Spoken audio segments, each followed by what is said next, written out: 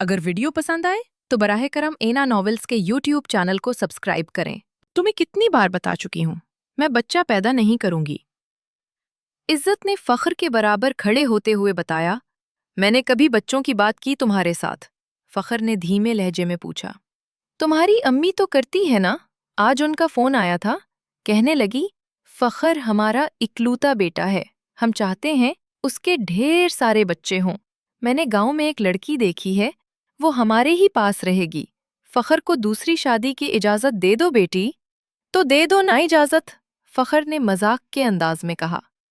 वही feudal mindset, शादी पे शादी। एक शादी से तुम मर्दों का पेट ही नहीं भरता। जिस मर्द के पास 4 पैसे आ जाएं तो वो अय्याशी के लिए 3-4 शादियां कर लेता है, इज्जत ने खिनकती आवाज में कहा। फख्र ने बड़ी अपनायत से इज्जत के शाने पर हाथ रखा, फिर हौले से कहने लगा, जागीरदार तो तुम्हारे पापा हैं, मैं तो काश्तकार का बेटा हूँ। मेरी 7 पुश्तों में किसी मर्द ने दूसरी शादी नहीं की। हम अय्याशी के लिए नहीं, घर बसाने के लिए शादी करते हैं। फख्र की बात सुनते ही इज्जत का चेहरा मजीद लाल हो गया। वो जलाली अंदाज में बोली, तुम मुझे ताने दोगे अब? तुमसे शादी करना मेरी जिंदगी की सबसे बड़ी भूल थी। इज्जत दरवाजे को जोर से मारते हुए बेडरूम से चली गई।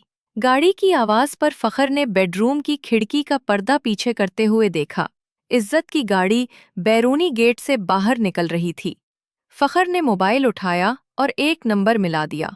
तहजीब के मोबाइल पर घंटी बजने लगी। तहजीब ने किताब से नजरें हटाकर मोबाइल उठाया। जी फख्र बेटा, तहजीब ने मोहब्बत से कहा। आंटी वो आपकी तरफ आ रही है, फख्र ने बताया। आज किस बात पर झगड़ा हुआ है? तहजीब ने पूछा। अक्सर तो वो बगैर बात के ही झगड़ लेती है, आज गांव से अम्मी का फोन आया था। फख्र के बताने से पहले ही तहजीब ने बोल दिया, अम्मी ने कहा होगा तुम दूसरी शादी कर लो। फख्र लंबी सांस भरते हुए बोला, जी डोंट वरी, मैं समझाऊंगी उसे। वो समझती ही तो नहीं, उल्टा समझाने लगती है। अब मुझे भी लगने लगा है, इज्जत से शादी करके शायद मैंने गलती की है। उस वक्त मैंने सिर्फ अपने बारे में सोचा था, अपने वालदैन के बारे में नहीं। परेशान लग रहे हो? तहजीब ने बात का रुख बदला।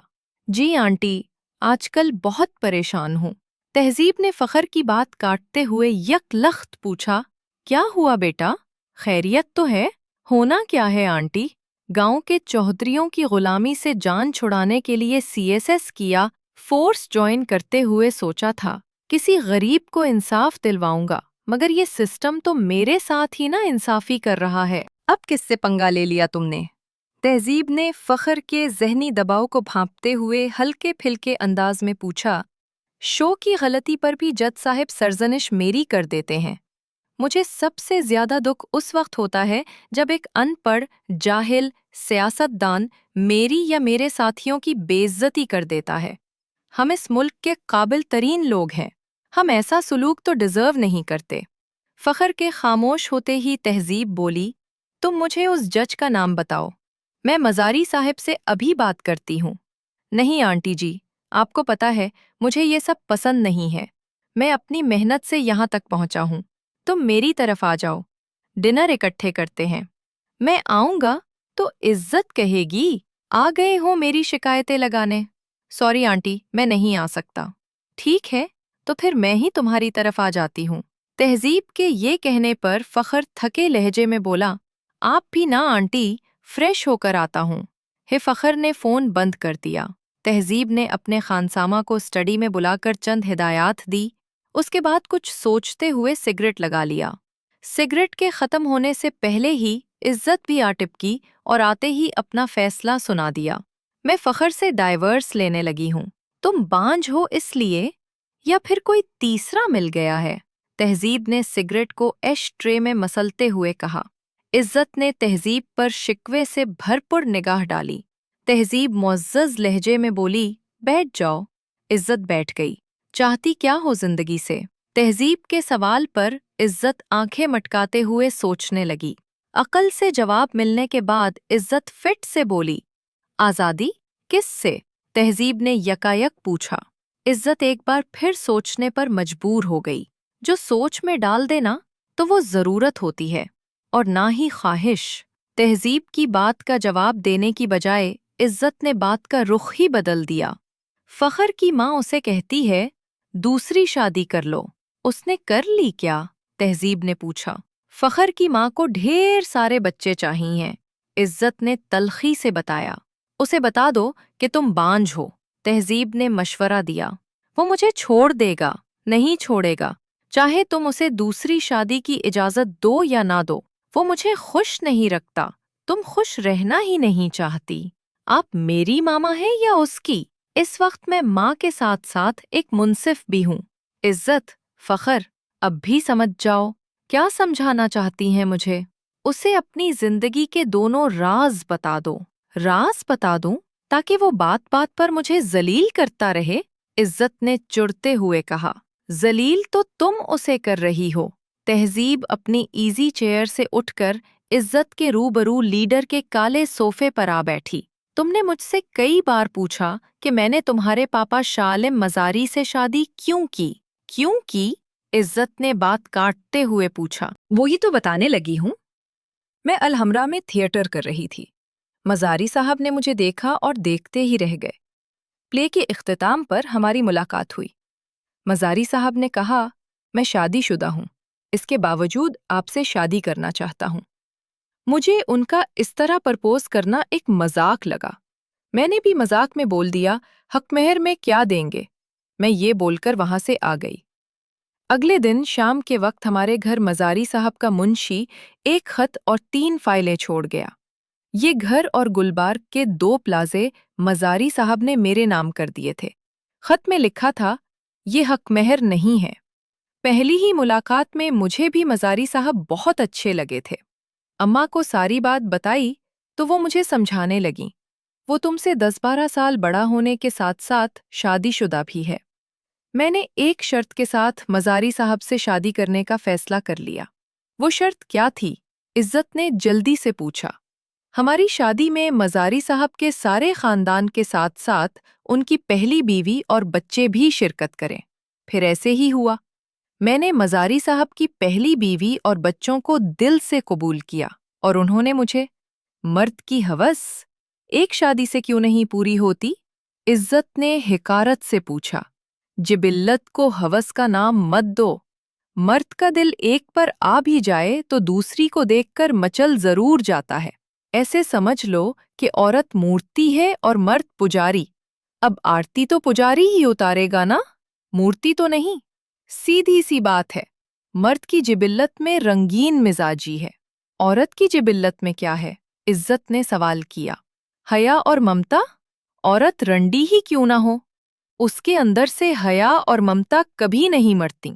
औरत को रंडी बनाने वाला भी तो मर्द ही होता है। इज्जत ने तेज धारी लहजे में कहा। तहजीब हल्का सा मुस्कुराई, फिर इर्दगिर्द देखा। उसके सिगरेट, एशट्रे और मोबाइल इजी चेयर के साथ साइड टेबल पर पड़े हुए थे। वो अपनी जगह से उठी और सब कुछ उठा लाई। सूफे पर बैठते हुए उसने एक नंबर मिलाया। स्टडी में ड्रंक दे जाओ। चंद मिनट बाद मुलाजमा एक ट्रॉली पर वुस्की, सोडा, बर्फ और ड्राई फ्रूट सजा कर ले आई। मुलाजमा ने वो ट्रॉली सूफे पर बैठी हुई तहजीब के बराबर में ला रोकी और खुद मुहज्जब खड़ी होगी। तुम जाओ, मैं बना लूंगी। मुलाजमा वहां से चली गई।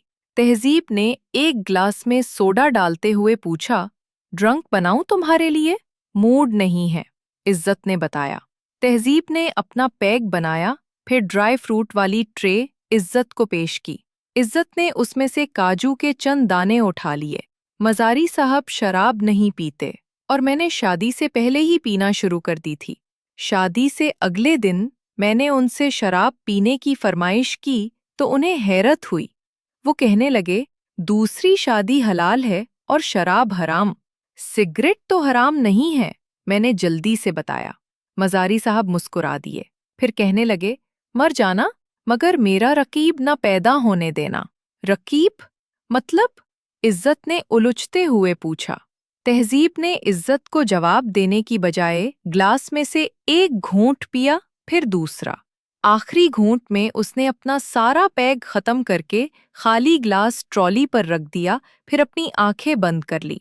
वो आंखें बंद किए हुए मुस्कुरा रही थी। आप मुस्कुरा क्यों रही हैं? عزت نے حیرت سے پوچھا۔ سوچ رہی ہوں شراب پی کے زبان پر اس کا نام لانا چاہیے یا نہیں۔ اگلے ہی لمحے تہذیب نے انکھیں کھولتے ہوئے کہا، کسی کتاب میں پڑھا تھا، جسم ناپاک بھی ہو پھر بھی دل اور زبان پاک ہی رہتے ہیں، اس لیے لے لیتی ہوں اس کا نام۔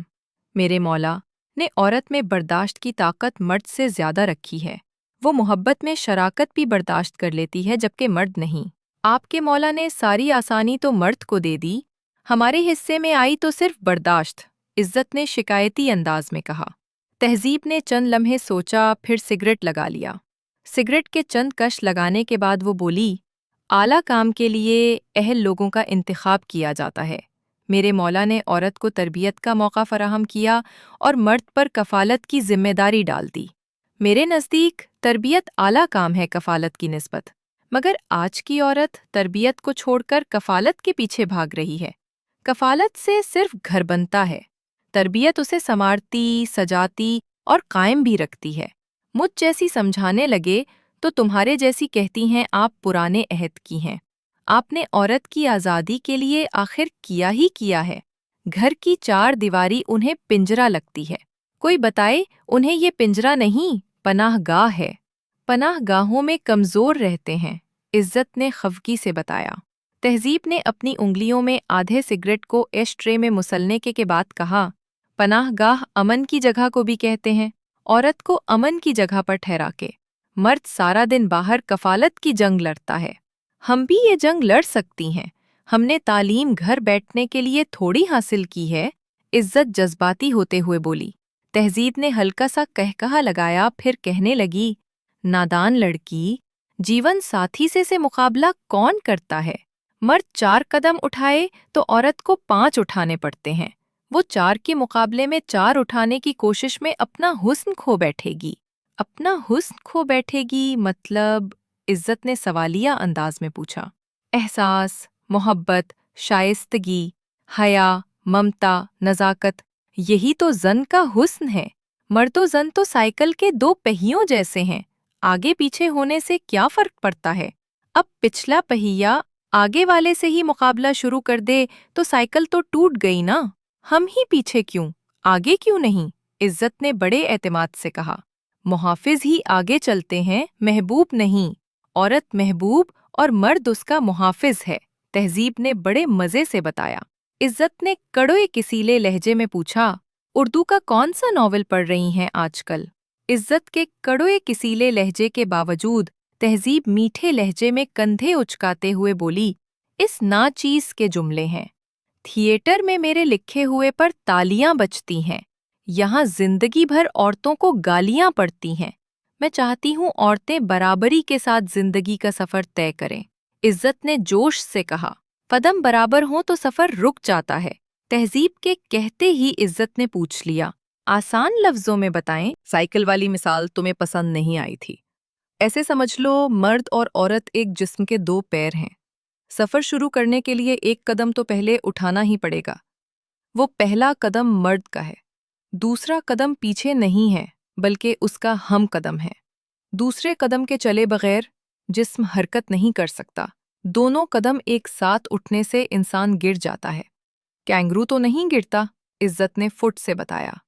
تہذیب نے عزت کی طرف حیرت سے دیکھا، پھر ہونٹوں پر تبسم سجا کے کہنے لگی، مولا نے کینگرو کا جسم ڈیزائن ہی ایسے کیا ہے، وہ چل نہیں سکتا، صرف چھلانگ ہی لگا سکتا ہے۔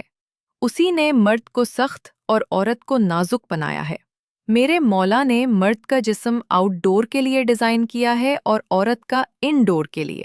مرد کا جسم باہر سے جتنا سخت ہے، اندر سے اتنا ہی نازک بھی ہے۔ عورت باہر سے جتنی نازک نظر آتی ہے، اندر سے اتنی ہی مضبوط ہے، تبھی تو یہ سخت نظر آنے والا گھر آتے ہی اس نازک کے کندھوں کا سہارا لیتا ہے۔ تم نے کبھی فخر کو اپنا کندھا پیش کیا؟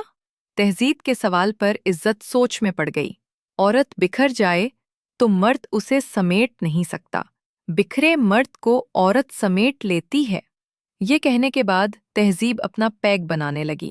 عزت نے دیکھا تو فٹ سے پوچھ لیا، آپ شراب کیوں پیتی ہیں؟ میں شراب کو حلال ثابت کرنے کے لیے دلیلیں نہیں دیتی، یہ بھی نہیں کہوں گی، کسی کا حق کھانے سے شراب پینا بہتر ہے۔ शराब पीने के बाद मैं अपने मौला के सामने शर्मिंदा शर्मिंदा सी रहती हूँ। तहजीब ने इज्जत की तरफ देखे बगैर ये सारी बातें कही थीं। खाली पीली शर्मिंदगी से काम चल जाएगा क्या? इज्जत ने तीखे लहजे में पूछा।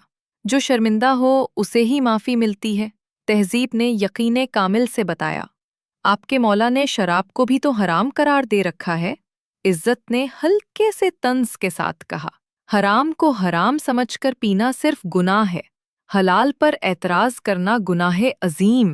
तहजीब ने अपनी राय देने के बाद फिर से शराब का एक घूंट पिया था। मैं समझी नहीं, इज्जत ने इत्तिला दी। हमें जब कोई समझाता है तो हम बात समझने की बजाय समझाने वाले की ज़ात में बुराइयां ढूंढने लगते हैं। तुम भी वही कर रही हो। मैंने आज तक मौला के किसी हुक्म पर सवाल नहीं उठाया, हलाल हराम पर एतराज़ नहीं किया। मौला की जो बात समझ नहीं आई उस पर गौर फिक्र किया और उसे समझने की कोशिश की। मैंने कौन सा एतराज़ किया? इज्जत ने फौरन पूछा। अभी चंद दिन पहले ही तुमने कहा था मर्द को 4 शादियों की इजाज़त अल्लाह को नहीं देनी चाहिए थी, बच्चे भी मर्दों को ही पैदा करने चाहिए। ये कुफ्रिया जुमले हैं इज्जत फ़ख्र। आपने तो मामा तबलीग ही शुरू कर दी है। इज्जत बेजार होते हुए बोली। अगर मेरे मुल्क की माएँ अपने बच्चों की सही तरबियत करतीं तो बेचारे तबलीग वालों को इतनी मेहनत तो ना करनी पड़ती। मैं जा रही हूँ, इज्जत अपनी जगह से उठते हुए बोली। तहजीब ने उसका हाथ थामने के बाद चूम लिया, फिर मोहब्बत से कहने लगी, बैठ जाओ। इज्जत बैठ गई।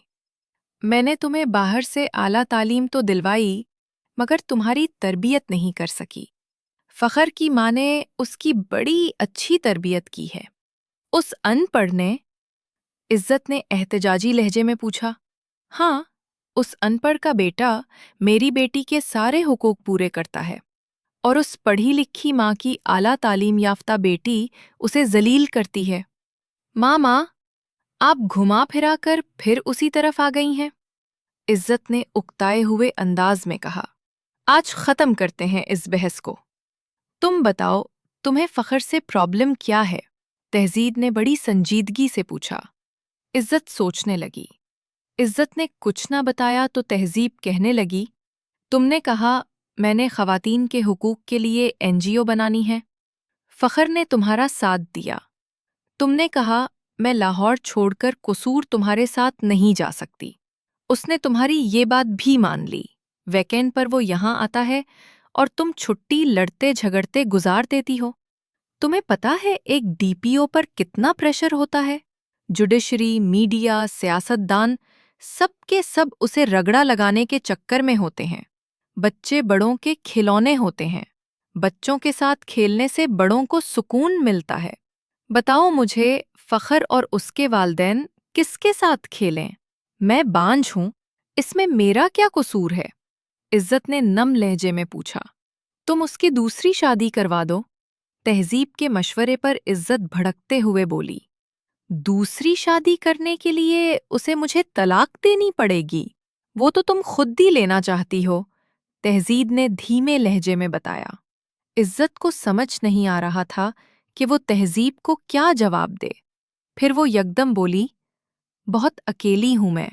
फ़ख्र तुम्हारा साथी भी है और तुम्हारे साथ भी। पापा ने आपका और मेरा क्या साथ दिया? इज्जत ने तलखी से पूछा। ये सब कुछ उन्हीं का दिया हुआ तो है। मामा, मैं दौलत की नहीं, वक्त की बात कर रही हूँ, इज्जत ने रोखे लहजे में कहा। मैं 1 साल की और भाई 3 साल का था। जब हमारे अब्बा का इंतकाल हुआ, अम्मा कॉलेज से लौटने के बाद फिर एक अकेडमी में पढ़ाने चली जाती। मैंने तो कभी नहीं कहा। मेरी माँ ने मुझे वक्त नहीं दिया। वो मुझे और भाई को आला तालीम दिलवाने के लिए ही तो सब कुछ कर रही थीं। भाई बाहर चला गया। मैं थिएटर करना चाहती थी। मैंने एनसीए में दाखला ले लिया। अम्मा ने कभी अपने फैसले हम पर मुसल्लत नहीं किए। बात वक्त की हो रही थी। जो सब तुम्हें देते हैं, सिर्फ तुम्हारे ही पास नहीं। तहजीब के बताने पर इज्जत ने हैरत से उसे देखा। मेरे पास वक्त नहीं? बचपन में महीनों पापा नजर नहीं आते थे। थोड़ा सा होश संभाला तो आपने पढ़ने के लिए बाहर भेज दिया। फिर भी मेरे पास वक्त नहीं है।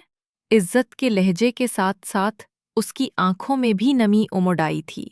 तहजीब ने उसके गाल पर मोहब्बत से हाथ रखते हुए कहा, मेरी जान, मैं तो मानती हूँ, छोटी सी उम्र में तुम्हें बाहर नहीं भेजना चाहिए था। हमारी गलतियों की सज़ा फ़ख्र को तो ना दो। सज़ा? इज्जत ने तहजीब का हाथ अपने गाल से हटाते हुए सवालिया अंदाज में कहा। हाँ, सज़ा? तहजीब संजीदगी से बोली। क्या सज़ा दे रही हूँ मैं उसे? इज्जत ने इज़्तिराब से पूछा। मज़ारी साहब बहुत अच्छे इंसान हैं। शादी से पहले ही उन्होंने मुझे बता दिया था कि वो महीने में एक आध बार ही लाहौर आते हैं। तुम्हारे जहन में न जाने कैसे ये बात बैठ गई कि तुम्हारे पापा हमारे साथ इंसाफ नहीं करते। वो तुम्हें अपने दूसरे बच्चों से बढ़कर चाहते हैं। मुझे तो उनसे कोई शिकायत नहीं। 31 साल हो गए आपकी शादी को। हिसाब लगाए, 1 साल भी उन्होंने आपके साथ नहीं गुजारा होगा। इज्जत ने ताना देने के अंदाज में कहा। इज्जत की बात पर तहजीब के होंठों पर मुस्कुराहट बिखर गई।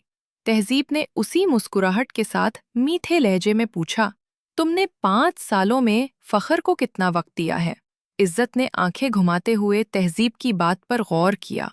तुमने भी शादी से पहले ज़रूर फ़ख्र से कहा होगा, मैं महीने में एक आध दिन ही तुम्हें दे पाऊंगी। मैं ख़वातीन की बहबूद के लिए काम कर रही हूँ, बसी होती हूँ। इज्जत ने खुश्क लहजे में बताया।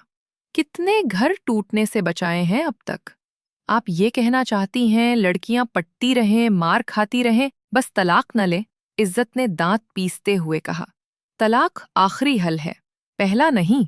तुम तलाक की जगह अखलाक से बात करो तो कई लड़कियों का घर टूटने से बच जाए। जो दरिंदे अपनी बीवियों को मारते हैं, उनसे अखलाक से बात करूं? इज्जत भड़क गई थी। तुम भी फ़ख्र की मार पीट की वजह से ही तलाक लेना चाहती हो ना? तहजीब ने संजीदगी से पूछा। इज्जत के पास इस सवाल का कोई जवाब नहीं था। वो इस सवाल पर शर्मसार हुई थी। तहजीब ने ये देखा तो वो नरम शगुफ्ता लहजे में कहने लगी, मेरी जान, मुआशरा ठीक करने से पहले खुद को ठीक करो। किसी को वक्त देने से पहले खुद को वक्त दो। तहजीब की बात काटते हुए इज्जत ने पूछा, आप देती हैं खुद को वक्त? तहजीब मुस्कुराते हुए बोली, ऐसा वैसा, सुबह पार्क में जाती हूँ, दरख्तों परिंदों से बातें करती हूँ। वापसी पर कुछ दोस्त मिल जाते हैं। नाश्ता करने के बाद स्टडी में कुछ पढ़ती हूँ, कुछ लिखती हूँ, म्यूजिक सुनती हूँ। शाम को कभी फिल्म और कभी थिएटर देखने चली जाती हूँ। मोहब्बत करने वाला शौहर, एक प्यारी सी बेटी, एक बेटे की कमी महसूस होती थी, वो दामाद ने पूरी कर दी। महीने में 1-2 बार शौहर आ जाता है। हर हफ्ते फ़ख्र से मुलाकात हो जाती है और क्या चाहिए जिंदगी से? ये सब कुछ बताने के बाद तहजीब के चेहरे पर इत्मीनान ही इत्मीनान था। आप अंदर से भी इतनी ही परसुकून हैं जितनी बाहर से नजर आती हैं। इज्जत ने रश्क से पूछा, कोई शक है तुम्हें? पता नहीं, इज्जत ने बेयकीनी से बताया। मैंने अपनी जिंदगी के सारे फैसले खुद लिए। मुझे अपने किसी फैसले पर कोई पछतावा नहीं। तहजीब ने ये बताने के बाद जांचती नजरों से इज्जत की तरफ देखा, फिर बोली, एक बात पूछूं? पूछे मामा। मैंने और तुम्हारे पापा ने कभी तुम्हारे किसी फैसले में रुकावट डाली हो? चंद लम्हे सोचने के बाद इज्जत ने बताया, याद नहीं पड़ता मुझे। बाप, शौहर, भाई, दोस्त, किसी भी मर्द से तुम्हारी बनती क्यों नहीं? इज्जत काफी देर सोचती रही। उसकी अकल ने उसे कोई जवाब नहीं दिया, तो वो बोली, पता नहीं। मैं बताऊं? लंबा चौड़ा लेक्चर मत दीजिएगा। इज्जत ने संजीदगी से कहा, तुम हर मर्द को हराना चाहती हो। मेरे मौला ने तमाम जानदारों को जोड़ों में पैदा किया। इंसान के अलावा कोई जानदार अपने साथी से मुकाबला नहीं करता। हमारे यहाँ मर्दो जन ने आपस में ही मुकाबला शुरू कर रखा है। जो औरत के खिलाफ है वो दरअसल माँ के खिलाफ है, और माँ का मुखालिफ दुनिया और आखिरत में रुसवाई ही उठाता है। मेरे ख्याल में जो औरत से मुकाबला करने लगे वो मर्द ही नहीं, औरत को भी ये बात समझ लेनी चाहिए। मेरे मौला ने पहले आदम को पैदा किया, फिर आदम की पसली से हवा को निकाला। औरत मर्द के जिस्म से निकली है, इसलिए उससे आगे कभी नहीं निकल सकती। نبوت کے لیے بھی میرے مولا نے مرد کا ہی انتخاب کیا تھا۔ عزت کی نگاہیں تہذیب کے چہرے پر مرکوز تھیں، جہاں پر سکون ہی سکون تھا۔ عزت ہلکا سا مسکرائی۔ عزت کو مسکراتے ہوئے دیکھ کر تہذیب بھی کھل اٹھی۔ دونوں نے چند لمحے ایک دوسری کو بڑی محبت سے دیکھا۔ پھر عزت آگے بڑھ کے تہذیب کے گلے لگ گئی۔ ماما، تو پھر تم فخر کی دوسری شادی کروا دو، تہذیب نے مشورہ دیا۔ عزت کا سر تہذیب کے کندھے پر تھا۔ وہ آنکھیں بند کرتے ہوئے بولی، چند باتوں سے میں ڈرتی ہوں ماما۔ وہ کون سی؟ تہذیب نے فٹ سے پوچھا۔ مجھے ڈر ہے دوسری شادی کے بعد وہ مجھے چھوڑ دے گا۔ جس دن بھی اسے پتا چلا کہ میں نے UK میں بھی شادی کی تھی اور میں اسے اولاد بھی نہیں دے سکتی، وہ اسی دن مجھے طلاق دے گا۔ نہیں دوں گا۔ فخر کی آواز پر عزت چومکتے ہوئے کھڑی ہو گئی تھی۔ تم کب آئے؟ عزت نے بوکھلاہٹ میں پوچھا۔ جب تم آنٹی کے گلے لگی تھی، فخر کے بتانے پر عزت کا رنگ اڑ گیا۔ یکایک پریشانی اس کے چہرے پر امڑ آئی۔ اس نے نظریں جھکا لیں۔ فخر نے اپنے ہاتھ سے عزت کی ٹھوڑی کو اوپر اٹھایا اور محبت سے کہنے لگا، ساتھی سے راز نہیں چھپاتے۔ ہاں، ساتھی کا راز ضرور چھپاتے ہیں۔ تمہارے دونوں راز ہماری شادی سے پہلے ہی مجھے بتا دیے گئے تھے۔ میں نے آج تک کسی کو نہیں بتائے۔ تمہیں کس نے بتایا تھا؟ عزت نے فکرمندی سے پوچھا۔ تہذیب کی طرف دیکھ کر فخر مسکرا دیا۔ عزت نے پلٹ کر اپنی ماما کی طرف دیکھا۔ تہذیب کے ہونٹوں پر فاتحانہ مسکراہٹ تھی۔ عزت نے سنجیدگی سے پوچھا، ماما، بتانا ضروری تھا کیا؟ تہذیب نے ممتا بھری نگاہ فخر پر ڈالتے ہوئے کہا، زیرک زن کی کوکھ سے ہی فخر جیسے جنم لیتے ہیں۔ زیرک زن؟ یہ کون ہے؟ زیرک زن کا مطلب ہے ذہین، فتین، دانا عورت، تہذیب نے بتایا۔ عزت کے ہونٹوں پر پھیکی سی مسکراہٹ ابھری۔ وہ افسردگی سے کہنے لگی، آج لگ رہا ہے میں تو ڈفر ہی ہوں۔ Every woman has an insight. تہذیب کے جملے کے بعد فخر فٹ سے بولا، ایک ڈفر ہی پسند آئی تھی مجھے۔ عزت نے مڑ کر فخر کے سینے پر محبت سے مکے مارتے ہوئے کہا، میرے ڈفر 5 سالوں سے سب کچھ جانتے ہو، ایک بار بھی مجھے تانا نہیں دیا۔ محبت کرتا ہوں تم سے۔ فخر کے منہ سے یہ سنتے ہی عزت اس سے لپٹ گئی۔ محبت ختم تو نہیں ہوگی نا؟ عزت نے سرگوشی کے انداز میں فخر کے کان میں پوچھا۔ جو ختم ہو جائے وہ محبت نہیں ہوتی۔ پھر تم دوسری شادی کر سکتے ہو، عزت نے ایک قدم پیچھے ہٹتے ہوئے کہا۔ اگر ویڈیو پسند آئے تو براہ کرم اینا ناولز کے YouTube چینل کو سبسکرائب کریں۔